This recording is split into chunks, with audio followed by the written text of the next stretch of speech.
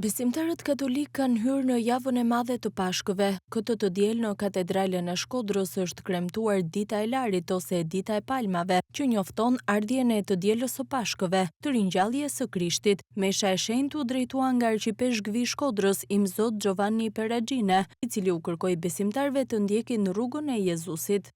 Jezusi ka treguar plotësisht dashurinë e tij për ne, pikërisht duke pranuar kryqin.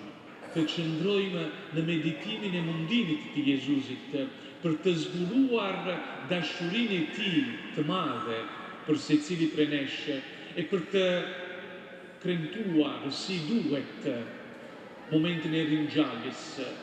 3 çastet kulmore të kremtimit të së dielës së Larit janë procesioni i palmave dhe i degëve të ullirit, bekimi i tyre para kremtimit të meshës dhe më pas gjatë liturgjisë së fjalës kujtimi i mundimeve të Jezusit. Simbolika e të dielës së Larit për besimtarët katolik përkujton ditën kur Jezu Krishti hyri në Jeruzalem dhe shënon fillimin e Pashkës.